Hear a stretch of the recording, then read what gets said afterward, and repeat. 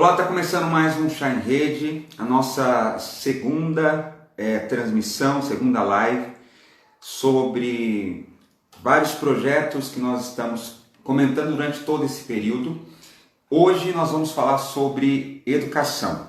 Eu quero deixar aqui, já antes de mais nada, que essa transmissão está sendo feita ao vivo pelo Instagram e depois nós estaremos disponibilizando também pelo YouTube e pelo Facebook, tá? E se você estiver assistindo, peço para você seguir o perfil, né? Peço também para você que assistir posteriormente para se inscrever no nosso canal, para que você possa ser notificado das próximas lives que nós estaremos fazendo. Cada live tem uma pauta, cada live tem um assunto diferente, né? Eu acredito que alguns assuntos vão de encontro àquilo que você precisa saber, alguma coisa que você precisa conhecer mais.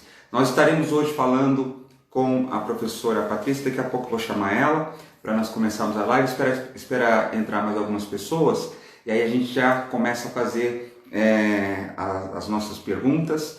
E durante esse período dessas perguntas, você também pode enviar nos comentários perguntas para que você possa ser respondido aqui agora. E posteriormente, caso a gente não consiga responder algumas perguntas, a gente vai responder via mensagem ou via os comentários também. Nós estaremos falando nas próximas lives e também no nosso canal no YouTube e também no Facebook. Quero aproveitar e já mandar um abraço para as pessoas que já estão entrando, né? Amanda, a Luciário, a Ana Cláudia, a Jennifer, a Eliane Santos e algumas pessoas. Eu estou um pouquinho longe da câmera, mas alguns nomes eu estou conseguindo ver.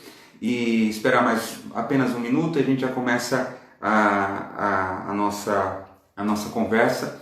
E a conversa de hoje, deixa eu fazer aqui também uma introdução, é sobre um assunto importante. Ontem o governador de São Paulo, João Dória, ele falou sobre o plano de retomada das aulas, né, da educação.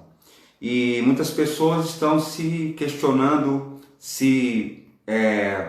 como que vai ser esse plano, como que vai acontecer essa volta às aulas.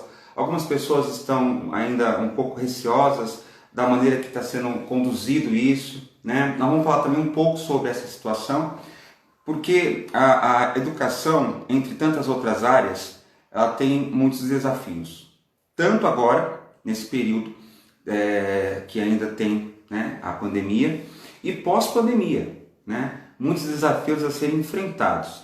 E dialogar, conversar sobre esse assunto, falar sobre isso, vai fazer com que a gente consiga encontrar caminhos, né? Não somente a gente aqui, né, que participamos, talvez, de um processo numa escola ou de alguma coisa voltada à educação, e aqueles que estão também envolvidos nas questões políticas, eles precisam também entender um pouco, compreender um pouco o que a população, a sociedade civil, ela tem comentado, tem falado. Então nós vamos falar muito sobre isso, tá bom? Vamos lá? Agora eu vou chamar a professora Patrícia, eu vou encontrá-la aqui na nossa... Peraí, vamos lá, aqui. Eu clico em cima e agora eu vou... Letícia, né? Vamos lá, deixa eu ver aqui, né? Acho que é esse aqui, convidar. Vamos lá, ver se eu convidei certo. Vamos lá. Fazer a transmissão ao vivo. Aguardando um pouco. Oi, Oi, tudo bom? tá me ouvindo? Tô ouvindo sim, Tudo bem? tudo jóia. Então tá bom. Ao mesmo tempo, na hora que eu chamei, o telefone tocou, o outro celular tocou, tudo ao mesmo tempo. Mas Acontece. acontece. Deixa eu fazer aqui primeiro uma apresentação, né? Pode ser que eu esqueça de alguma coisa, porque é muita coisa, né? Muitas redes sociais, São Paulo, especialista em educação, novas tecnologias pela UNB, pedagoga, arte educadora pela Unesp. trabalhou na rede municipal, estadual de São Paulo, como professora, coordenadora pedagógica, e agora você está à frente do projeto, do trabalho que é a Coletiva Educação. Isso, não é isso? isso. Exatamente. E ainda tem algumas coisas assim, né? Que assim, tem muita coisa que a gente acaba não comentando, né? De formação e tal, porque como professor você tem que estar se atualizando o tempo todo, né? Então não tem como não estudar. Resumindo tudo na área da educação. Tudo. Não, eu tenho formação na área de gestão também, tenho formação em gestão empresarial e gestão financeira. Mas a sua primeira paixão foi a educação? Sim, sim. A minha primeira formação é como arte educadora. Eu sou formada em educação artística, né? A antiga educação artística, pela Unesp, e foi como professora de educação artística que eu atuei na rede estadual e municipal. Bom, eu tenho bastante perguntas sérias para fazer, mas a primeira pergunta é só para quebrar um pouco o gelo. Acho que os pais estão vendo o quão importante é um professor, né? Sim, com essa pandemia. É verdade. Porque, na verdade, a gente tem uma visão historicamente construída de que qualquer um pode ser professor, né? Então, qualquer pessoa, né? A mãe pode ser professora, o tio pode ser professor, qualquer um que seja alfabetizado pode ser um professor, né? Então a gente tem essa visão construída historicamente de que qualquer pessoa pode ser professor. O engenheiro pode ser professor, o advogado pode ser professor, o enfermeiro pode ser professor, o médico pode ser professor. Então a gente tem muito essa visão construída de que o professor ele é uma profissão genérica, vamos dizer assim, né? Só que não, né? Eu lembro de um sentimento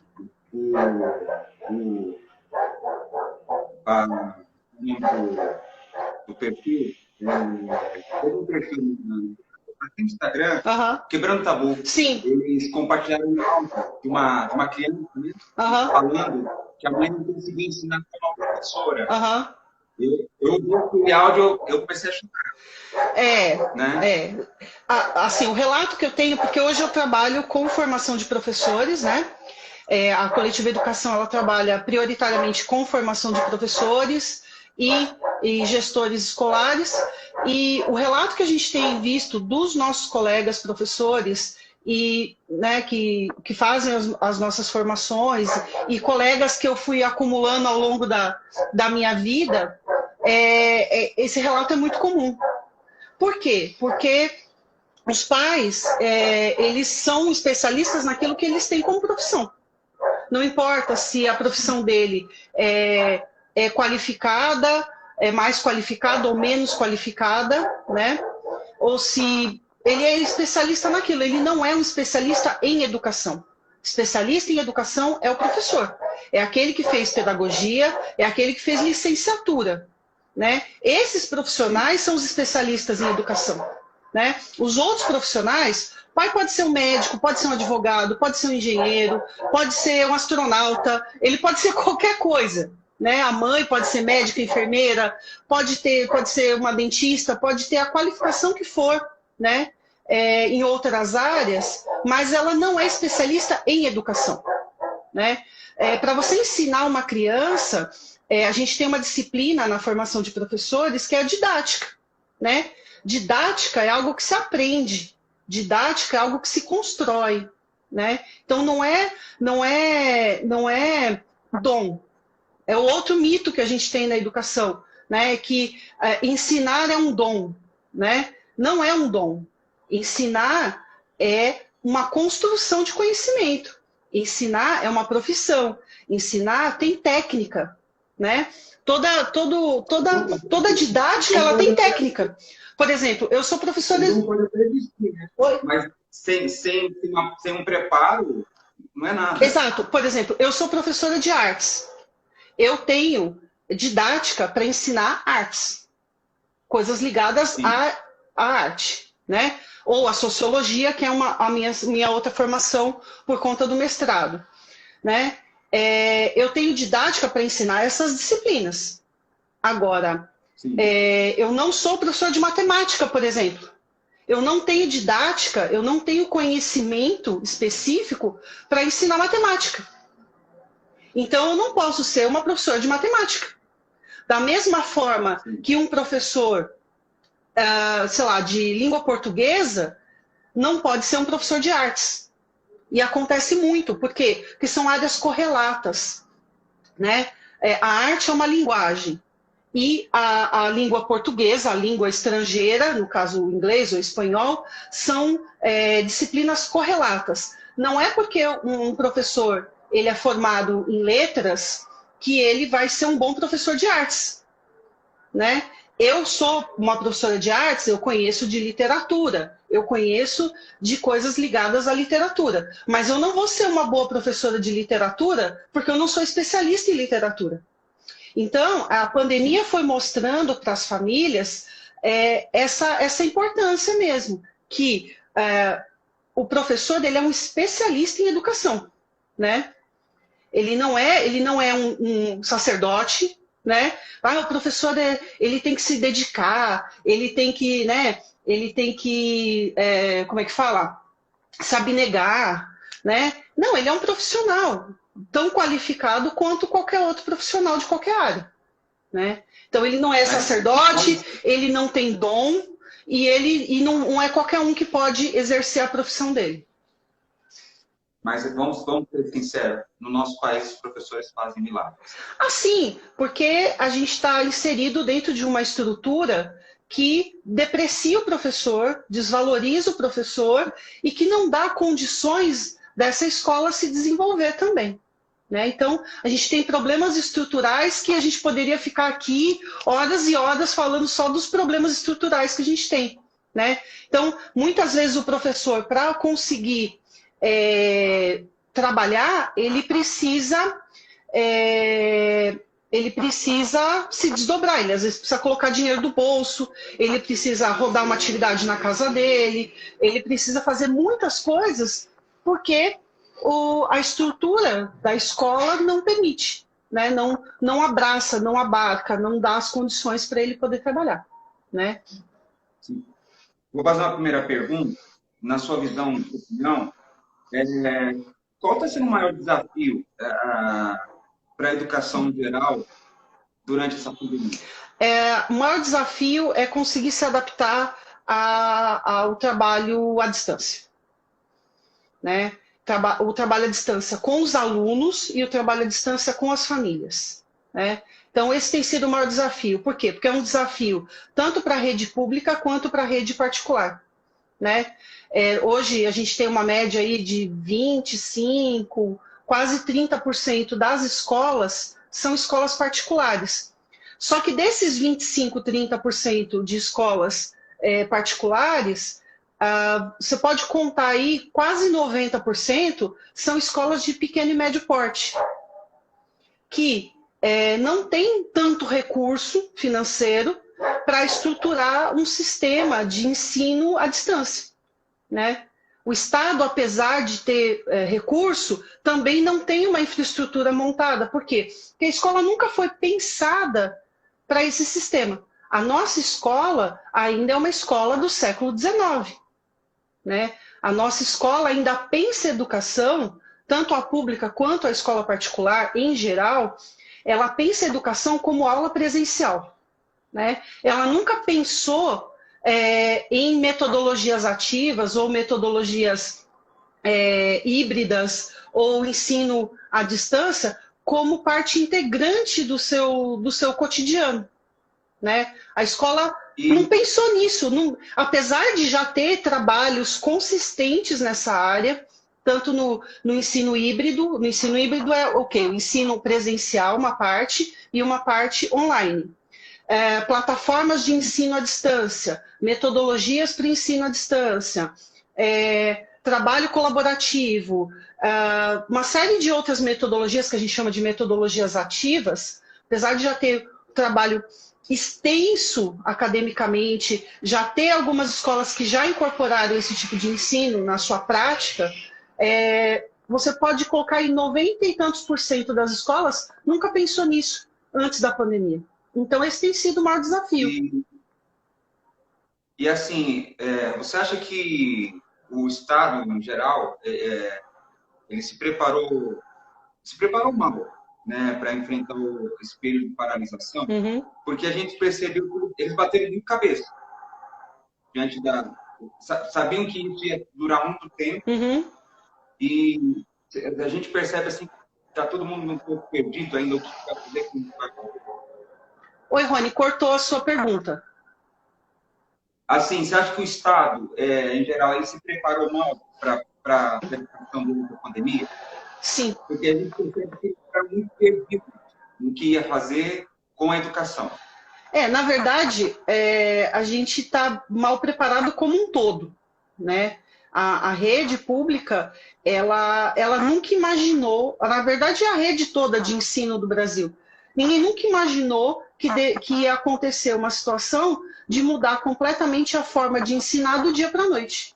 Então, pegou todo mundo de surpresa, né? Não é algo que a gente possa falar assim, é culpa do governo, é culpa da prefeitura, é culpa de fulano. Nesse aspecto da pandemia, a gente não tem culpados, né? Por quê? Porque o sistema de ensino não foi pensado para isso. Não tinha essa brecha, não tinha essa possibilidade. Nunca se imaginou, em nenhum momento, que isso poderia acontecer no Brasil, né? Então, ninguém nunca pensou sobre isso, né? E, mesmo independente da pandemia, percebe-se que os professores também não estão preparados, qualificados para esse ensino. Isso é muito comum também. Na verdade, toda a formação de professores que a gente tem até hoje, ela é voltada para o ensino presencial. Então, mesmo nas universidades, você não forma o professor para trabalhar online. Não existe essa disciplina, não tem essa formação. Se ele quiser trabalhar como tutor online, em plataformas de ensino à distância, ele tem que fazer uma especialização depois da sua graduação.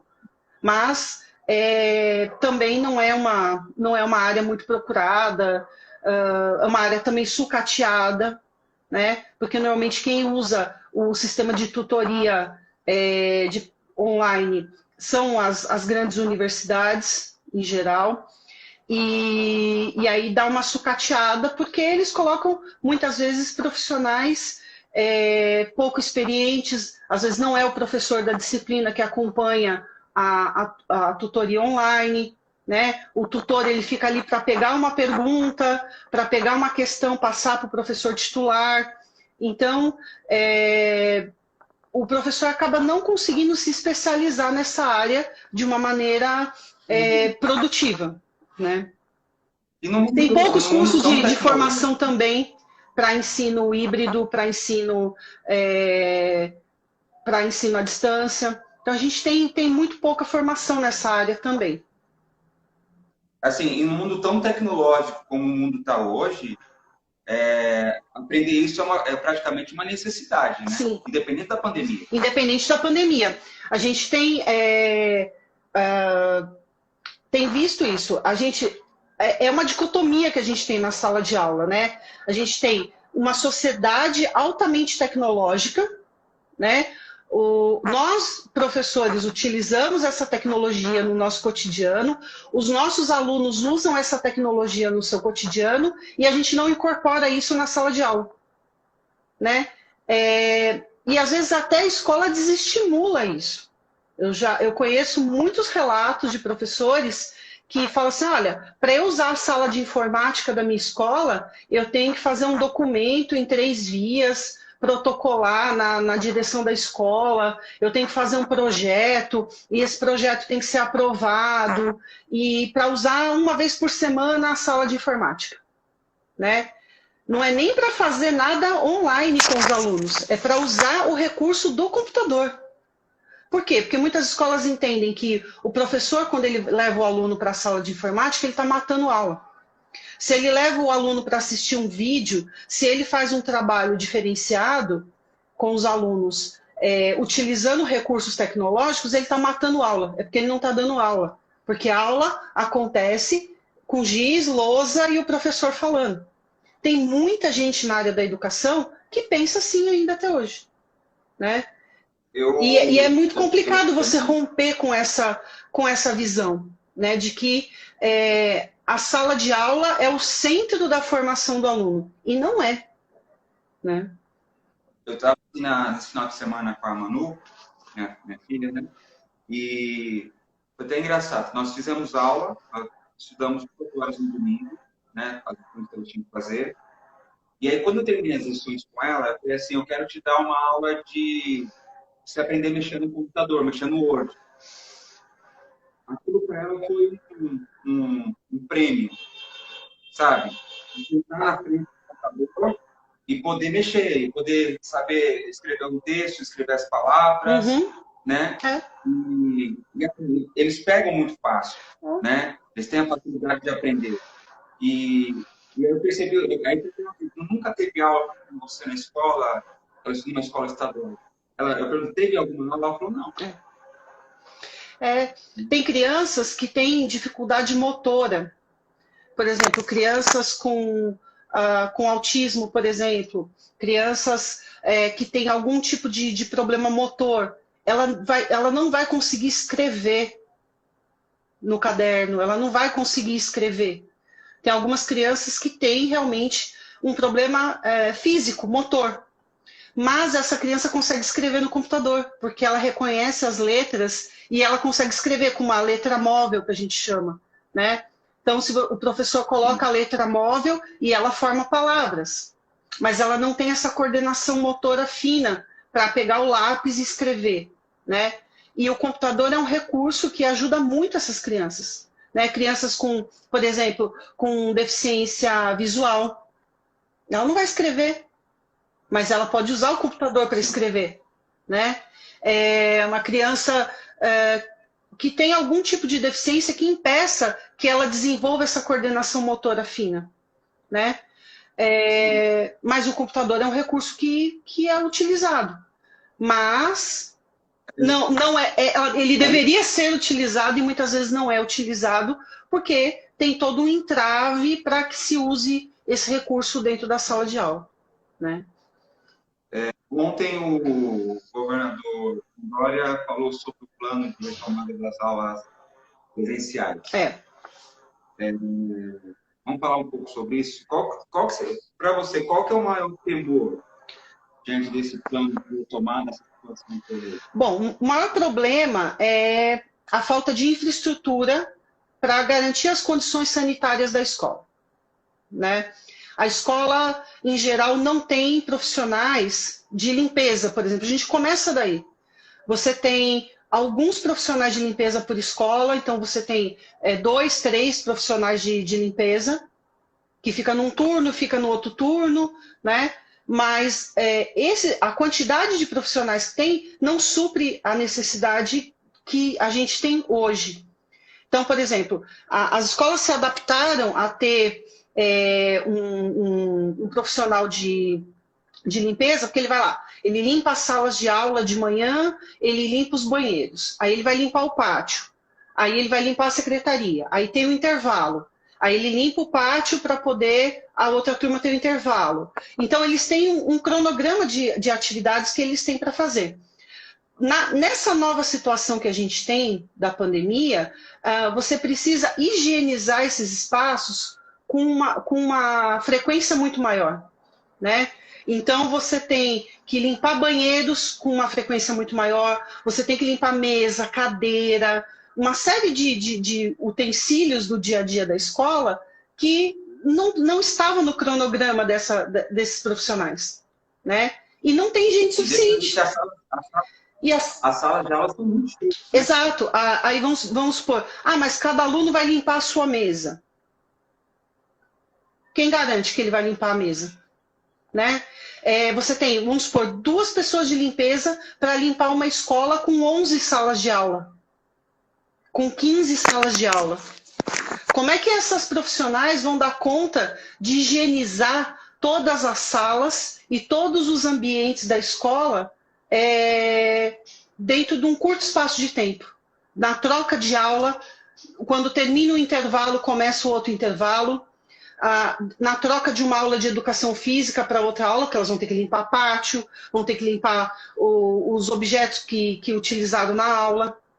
O problema começa aí, né? Eu não estou nem entrando nos outros méritos da questão do isolamento social, que as crianças menores não vão, até pela condição delas de criança, respeitar o isolamento social. Elas não têm o entendimento de que elas precisam se distanciar do colega, precisam se distanciar do professor. Elas estão acostumadas a brincar junto, né? A conviver junto. Quer dizer, como é que você vai falar para a criança de 6 anos que ela não pode abraçar o amigo dela? Elas são muito mais intensas, né, nessa questão. Exatamente. Então, quer dizer, é uma série de detalhes que, assim, a letra fria da lei, ela não contempla, né? O governo está tentando fazer um planejamento, mas é um planejamento idealizado, né? É um planejamento que funcionaria dentro de um ambiente idealizado. Só que o ambiente da escola não é um ambiente idealizado. Ele é um espaço real, com pessoas reais, com crianças e adolescentes reais, com professores reais e com problemas reais, né? Uma coisa que é pegar um gancho, uma boa parte das professoras e professores, eu falo isso porque no ano passado, a Manu, a professora dela, mudou de profissão no meio do ano porque a professora veio a falecer, ela teve um problema no coração, veio a falecer. Ela, vamos colocar, se ela estivesse viva, ela seria do grupo de risco. E a criança em si, ela é praticamente, muitas vezes, um vetor do vírus, sem sintomas, e pode passar por tudo. Exatamente. Tem bairros na periferia que estão com um índice altíssimo de contaminação, né? Tá correndo risco a criança, tá correndo risco os funcionários, tá correndo risco os professores, as famílias, porque a criança pode se contaminar e ser assintomática, mas ela pode levar essa contaminação para casa dela e contaminar a família, né? Então, quer dizer, tá todo mundo correndo risco com esse retorno sem ter as condições sanitárias adequadas. Uma coisa é o Estado, a Prefeitura, liberar o comércio, por exemplo, tá? Ou os escritórios, etc. Por quê? Porque você tem um número reduzido de pessoas que circulam nesses ambientes. Mas o shopping center, ele circula milhares de pessoas durante um dia no shopping. Mas o shopping tem a infraestrutura para garantir essa higienização, né? Eles têm recursos para aumentar o número de pessoas de limpeza, para ter os equipamentos necessários, para poder garantir tudo isso. As lojas, você vai ter um número restrito de pessoas circulando ali. Você consegue controlar melhor aquele ambiente. Um escritório, mais controlado ainda, porque cada pessoa tem a sua mesa, a sua cadeira, a sua caneca, né? É um ambiente muito mais controlado. Escola não é um ambiente controlado. Quem trabalha em escola, quem conhece escola, sabe que cada dia é um dia diferente na escola. Não tem como você controlar o que vai acontecer dentro de uma escola, né? Você vai ter aquele aluno que vai se rebelar e não vai querer usar máscara dentro da sala de aula. Como é que você vai obrigar o cara a usar máscara? Você vai amarrar ele na cadeira e vai fazer ele usar máscara? Você não pode fazer isso. Você vai expulsar ele? Você não vai deixar ele entrar? Né? Ontem eu estava conversando com uma amiga, ela falou assim, e se a mãe manda a criança com febre para a escola? Ela vem de peru escolar, ela chega na escola, né? Vem com o transporte escolar, a criança entra febril para a escola. Como é que você vai mandar essa criança de volta para casa? correndo o risco de estar doente e contaminar outras crianças, né? E detalhe, se a gente vê, se as crianças muitas vezes vê os pais usando as máscaras, vou pegar aqui a minha, usando as máscaras assim, imagina as crianças na escola fazendo isso. Exatamente.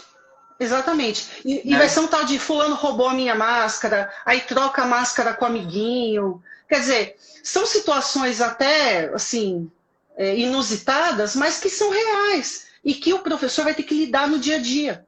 Além dele ter que repor conteúdo, dele cuidar de toda a questão pedagógica, a escola ainda vai ter que lidar com toda essa problemática. E a escola não está pronta para lidar com essa problemática.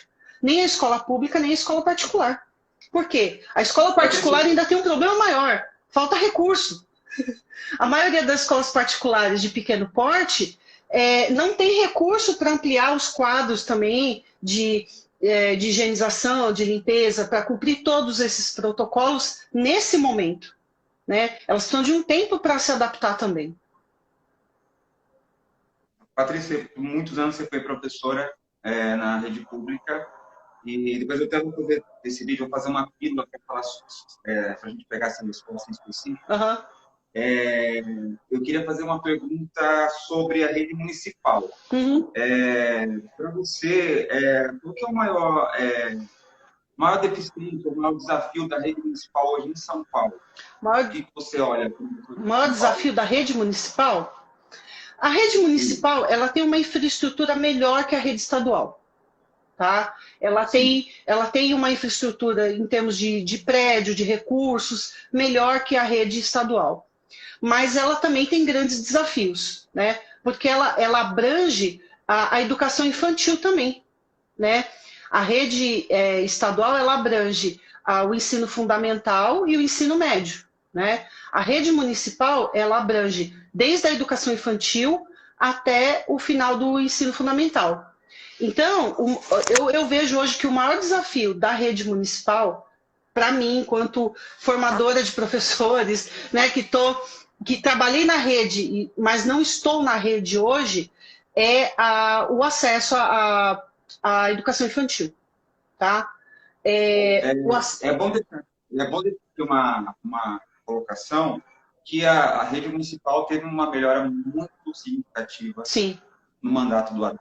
Sim, sim. Os mandatos, todos os mandatos progressistas, vamos dizer assim, você tem sempre uma melhoria das condições. Desde o mandato da Erundina, né, da Luísa Erundina, foi um primeiro salto de qualidade na rede municipal, porque a rede municipal, naquele momento, ela tinha salários, por exemplo, mais defasados que o da rede estadual.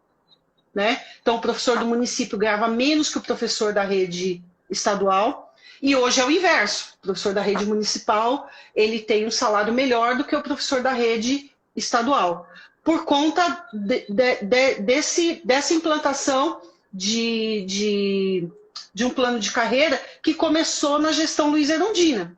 Aí você tem uma gestão da Marta com a implantação dos CELS, que depois não foi para frente. Você teve a gestão do Haddad, que também teve bastante melhorias na infraestrutura, teve aumento do número de escolas, de creches e tudo isso. Né? Na época, o CEL foi uma revolução no ensino municipal. Foi uma revolução. E até hoje é uma referência. Né? As escolas que estão dentro dos CELs são escolas de referência dentro da rede municipal. Né? É onde funcionam, inclusive, as universidades da prefeitura, o Unicel, funciona dentro dos espaços dos CELs que foram criados na gestão da Marta. Né? Então, progressivamente, a rede municipal ela foi melhorando e ela foi se adequando, mas ela tem muitos desafios ainda. Né? Eu acho que um dos grandes desafios, não vou dizer o maior, mas um dos grandes desafios da rede municipal é a educação infantil. Por quê? Porque você tem uma demanda muito grande de crianças e você não tem vaga suficiente para essas crianças. Então, você tem uma rede de creches conveniadas que também não supre essa demanda. Né? Você tem uma rede, por exemplo, de 6 de EMEIs, né? Que tem SEI, que é Centro de Educação Infantil, e a EMEI, que é a Escola Municipal de Educação Infantil. A EMEI é a partir dos 4 anos. Né? A SEI vai até os 3 anos. E a EMEI vai a partir dos 4, 5 anos. A EMEI, por exemplo, você tem poucas EMEIs com ensino integral. Então, por exemplo, a criança fica na SEI e a mãe trabalha, o pai trabalha, e a criança fica período integral, das 7 da manhã às 17 horas. Quando ela completa 4 anos, ela vai para a EMEI. A EMEI é meio período. E o outro meio período? Como é que essa família que já estava habituada com a criança, período integral, ela faz? Né? Isso é um grande desafio da prefeitura e que não vem de agora. Né? É um desafio que vem há muito tempo. Garantir a quantidade de vagas suficientes para o número de crianças que a gente tem. Né? Eu tenho certeza que se a gente tivesse vagas suficientes nas escolas municipais, muitos pais não precisariam colocar os seus filhos numa escola infantil particular. Né? Porque muita gente se aperta e coloca porque precisa que o filho fique período integral, por exemplo. Né? Conversando com as pessoas no geral, aqui, igreja no geral, a gente teve muita reclamação, assim, somente esse último mandato, 2 anos do Dória como prefeito, e agora do Bruno, que piorou, né? A rede municipal deu uma piorada aí na qualidade do ensino, né? Professores também falaram, né? Então a gente percebe que estava tendo um crescimento assim, exponencial, estava indo bem, e aí deu uma regredida nesses últimos anos, praticamente 4 anos. Porque cada gestão tem um projeto diferente para a educação, né? Então, eu paro tudo que está acontecendo aqui e começo de novo na outra gestão. As coisas acabam não tendo continuidade. Isso é um problema que a gente tem, não é só em São Paulo, né? Essa falta de continuidade nos projetos dentro da área da educação. Então, muda o prefeito, muda a metodologia, muda o material, muda tudo. Né? Muda a forma de gerir a escola, mudam os projetos, muda tudo. Né? Então, essa falta de continuidade é um grande problema que a gente tem também. Né? Mas, por outro lado, uma coisa que eu queria deixar pontuado também. É importante que as famílias apoiem a escola. Né? O que a gente sente muitas vezes é que as famílias não apoiam a escola. Né? A gente sente muita falta do apoio dos pais para os projetos que as escolas estão desenvolvendo. Né? Então, muitas vezes o pai reclama que a escola é X, Y, Z, algumas vezes a família tem razão, às vezes a família não tem razão. As famílias têm um ideal de escola também na cabeça de cada pai, de cada família, porque até nos próximos dias eu vou gravar um vídeo sobre isso, sobre essa questão da qualidade da educação. Porque cada família tem uma visão diferente do que é educação. Né? Então ela vai buscar na escola a visão de mundo que ela tem. Né? Então, às vezes, ela vai cobrar da escola coisas que não são pertinentes à escola. Às vezes, ela vai crucificar a escola por coisas que a escola está fazendo corretamente, mas que na visão de mundo daquela família não estão corretas. Né? Então, então é muito complicado isso, porque a escola sente muita falta desse apoio, dessa proximidade, né, com as famílias. Isso é muito importante. Pegando um gancho que você está falando, e é por isso que aconteceu, inclusive nessas últimas eleições, criarem algumas fake news falando sobre educação. Exato. E as pessoas que não estão participando da escola acreditarem nisso. Sim, porque as famílias estão tão distantes do cotidiano da escola que elas não sabem se é verdade ou se é mentira. Né? Ela não sabe se realmente aquilo foi falado ou se aquilo não foi falado.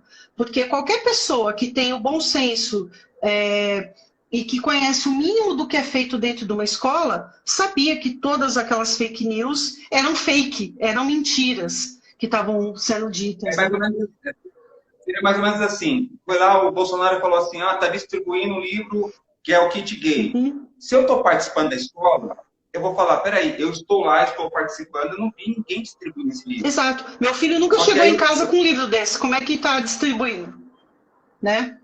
exatamente. E aí falam que está distribuindo, e o pai começa a dizer não, porque está distribuindo esse livro. É, E que não houve distribuição nenhuma. especificamente sobre essa questão aí do kit gay, todas as pessoas que falaram que era verdade, né, o kit gay, e que realmente existia, etc., todas as pessoas que eu confrontei e falei, tá, então me mostra. Se você viu, se o seu sobrinho, o seu parente recebeu na escola, me manda uma cópia. Todas as pessoas que eu confrontei, nenhuma me mandou. Por quê? Porque não existe. Né? Esse material só existe na propaganda mentirosa que foi feita. Né? Então, é uma coisa que complica.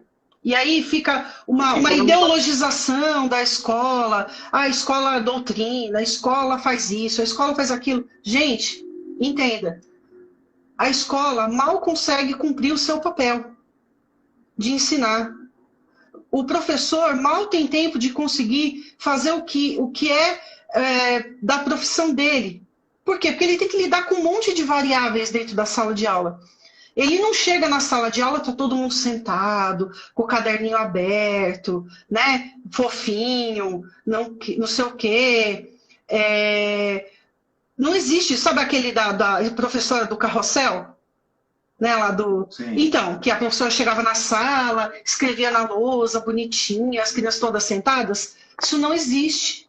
Você chega na sala de aula e você tem que resolver os problemas pedagógicos de cada criança, os problemas de aprendizagem, as defasagens, as crianças que têm um desenvolvimento mais avançado, que precisam de mais conteúdo, né? Que precisam de mais coisas para fazer. Você tem todas as questões pedagógicas para resolver e você tem que resolver os problemas de relacionamento, de convivência, né? A criança que briga, a criança que não tem o material, a criança que tem problema em casa, que sofre violência em casa, a criança que sofre violência de todas as ordens, física, emocional, sexual, né? E o professor tem que lidar com tudo isso dentro da sala de aula. Né? Então não dá tempo de doutrinar ninguém, porque a gente tem mais coisa importante para fazer do que doutrinar os alunos dentro da escola. Né? Você falou uma coisa legal, porque assim, muitas vezes a criança está sofrendo violência dentro de casa e ela não consegue, ela não fala para a mãe, não fala para ninguém porque ela tem medo. Exato. E a única pessoa que ela tem medo é o professor. E às vezes a criança nem chega contando para o professor, mas ela começa a mudar o comportamento, ela começa a dar indícios de que tem alguma coisa errada acontecendo, né? Às vezes ela chega machucada na escola, né? Eu já tive casos de alunos de ensino fundamental 1, de primeiro a quinto ano, que chegou todo marcado na escola, na perna toda machucada, de cintada, né? E a professora, na época eu era coordenadora, e a professora chegou e falou, olha, tá acontecendo alguma coisa errada aqui. E a gente teve que chamar a mãe, conversar com essa mãe, para entender o que estava acontecendo, né? E são vários casos, né? Que você tem que lidar no cotidiano da escola. E a escola acaba sendo um porto seguro para essas crianças. Porque ela às vezes conta para um amigo, às vezes ela conta para o professor, às vezes ela sente um ambiente que é um ambiente diferente do ambiente que ela está sendo exposta, né? E aí ela vai buscar na escola esse apoio, né? Muitas crianças e muitos adolescentes encontram o apoio psicológico, emocional, até jurídico, né? Na escola. Para a gente terminar, eu queria pedir para você, como professora, como pedagoga, Qual é uma dica para os pais, para eles poderem ajudar o filho e ter eles nas horas que estão em casa? Como que eles podem fazer isso? Bom, primeiro, tenha paciência, né? E entenda que você não é um especialista, você não é o professor do seu filho, você não está lá para ensinar nada para ele, né? Você está ali para dar um apoio, né?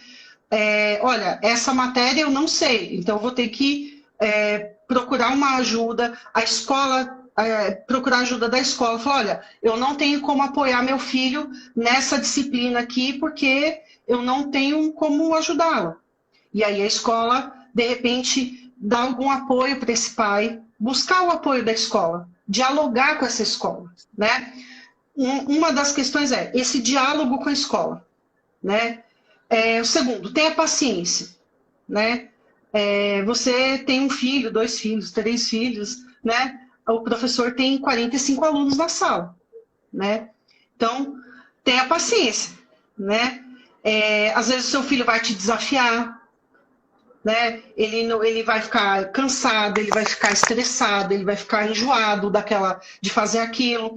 Então, coloque intervalos entre uma atividade e outra, né? Não deixa a criança 4, 5 horas direto estudando, que isso também não é produtivo, né? Então ele está lá, vai fazer a atividade, sei lá, de língua portuguesa. Senta com ele, lê aquela atividade com ele, vê o que ele entendeu, porque às vezes ele sabe fazer, né? Mas ele, vamos dizer assim, aquela famosa preguiça de pensar, né? Então, tenha paciência. Não queira ser o professor dele, não queira explicar a matéria para o seu filho, né?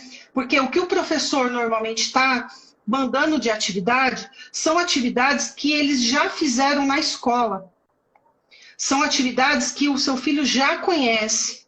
São atividades que não é matéria nova, em geral, tá? Em geral, não é matéria nova, é matéria que já foi trabalhada, alguma atividade que está dentro do que o seu filho já conhece. Então, é estimular essa criança a pensar mesmo. Falar, como é que você faz isso aqui na escola? Ah, eu não sei. Ah, então vamos pensar junto aqui. E se a gente fizesse assim? Se a gente fizesse de outro jeito? Né? Dialogar com essa criança. Né? Se o pai sentir alguma dificuldade, peça ajuda para a escola, para a coordenação, para os professores. Olha, ele realmente está com muita dificuldade nisso e eu não consigo ajudar. O que eu posso fazer?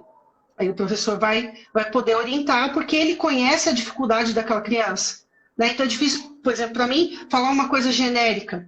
Né? Então, olha, meu filho está com dificuldade em leitura. Meu filho está com dificuldade em fazer conta de somar.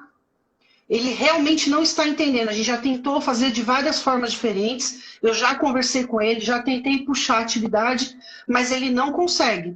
Pedir ajuda para essa escola. Como é que eu posso fazer isso de uma outra forma? Né? Uma coisa que as pessoas esquecem é que o professor mais gosta de fazer é ensinar. Né? O que a escola mais gosta de fazer é ensinar. Quando chega uma pessoa e fala assim, olha, eu quero aprender, o professor vai virar do avesso, mas ele vai dar um jeito de ajudar aquela família, aquela criança. Né? Então, é aquela coisa, eu estou com dificuldade, eu vou pedir ajuda para a escola. Paciência com a criança, tentar puxar, fazer com que ele desenvolva, porque quem está estudando é ele, não é o pai e a mãe, né? Para que ele puxe na memória o que ele já sabe, para que ele consiga fazer as relações entre a atividade e o que ele já conhece, né? Por isso que a didática não é fácil, porque tem um monte de detalhezinhos, né, para você ensinar. E tinha uma outra coisa que eu estava na agulha aqui, eu estava esquecendo. Os intervalos, né? Não deixar a criança ficar muito tempo fazendo atividade, porque ela cansa.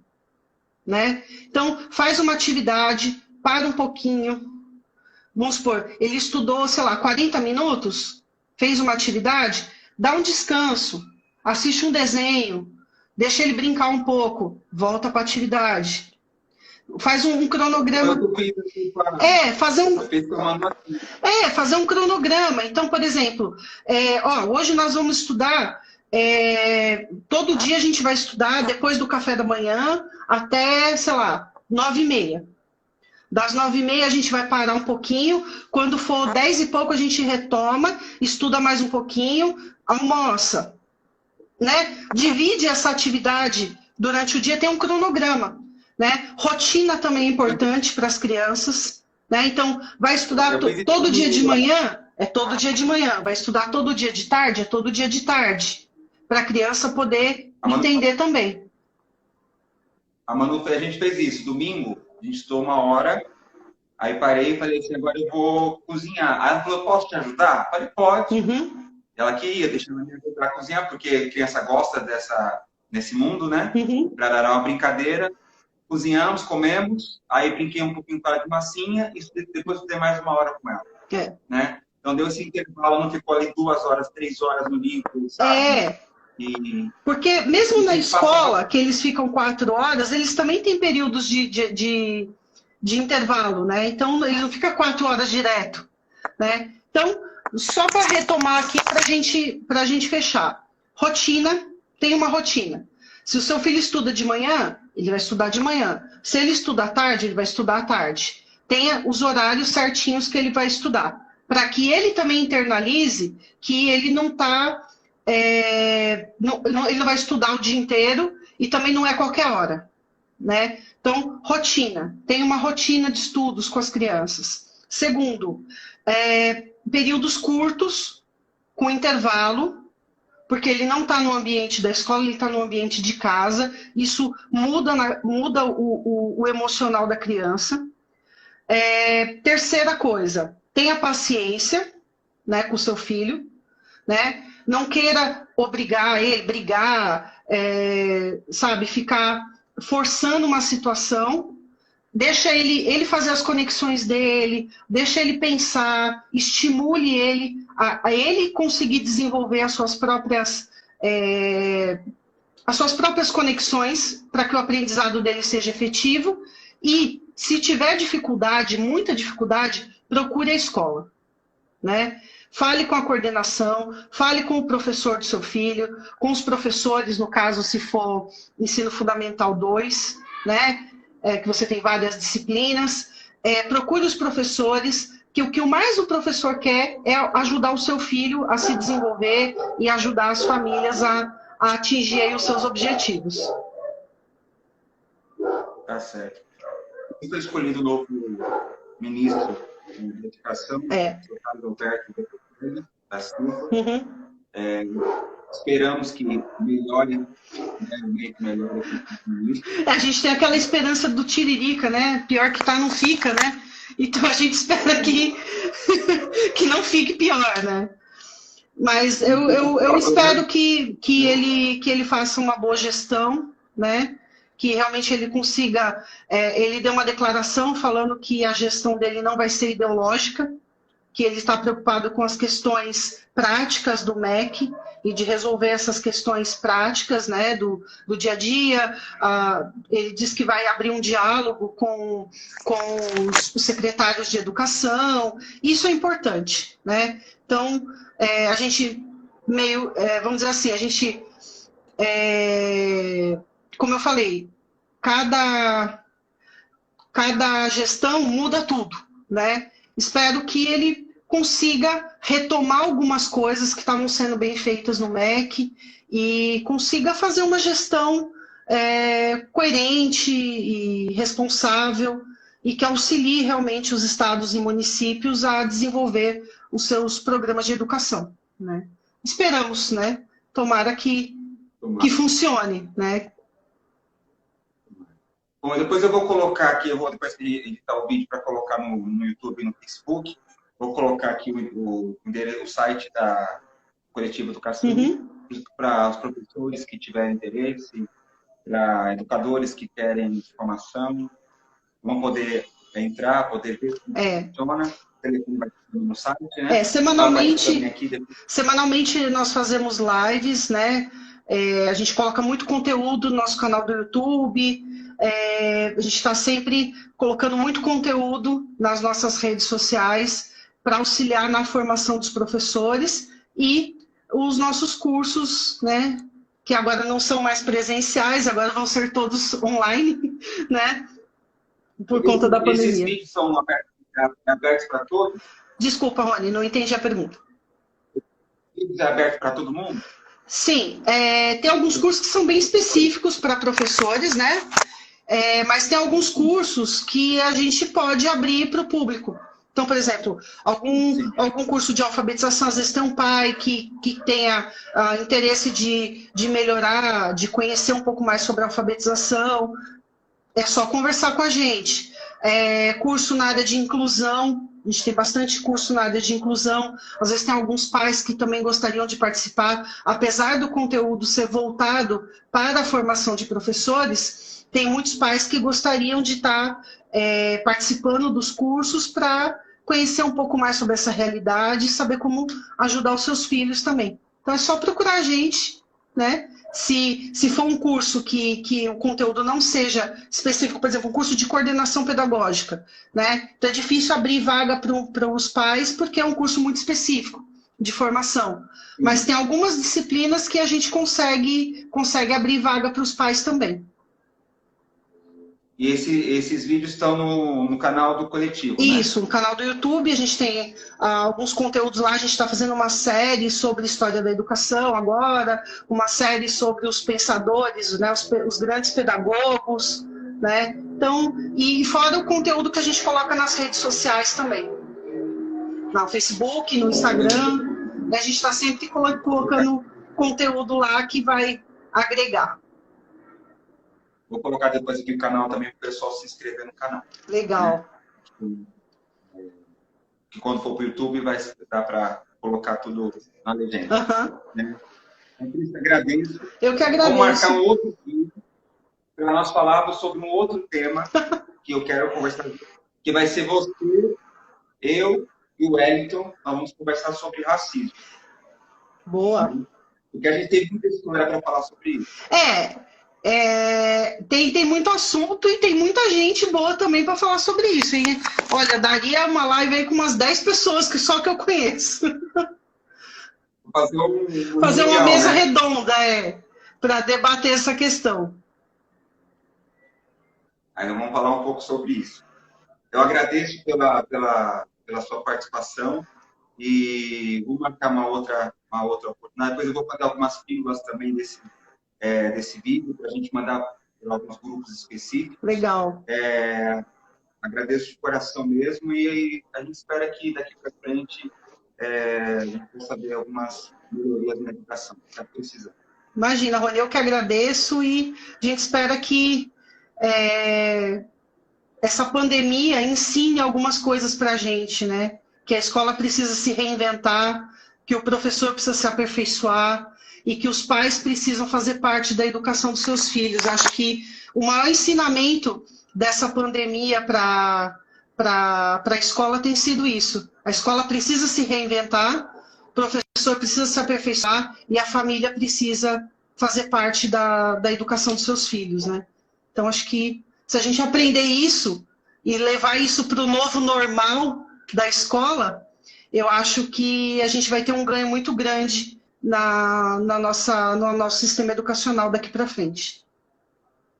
Essa agora é a oportunidade que tem que ser aproveitada. Verdade. Obrigado. Imagina, eu que agradeço, Rony. Depois a gente conversa por telefone para falar sobre outros assuntos. Obrigado, pessoal, que assistiu até agora, né? E depois, quem for assistir depois, né? É legal ter a companhia de vocês aqui. Obrigado.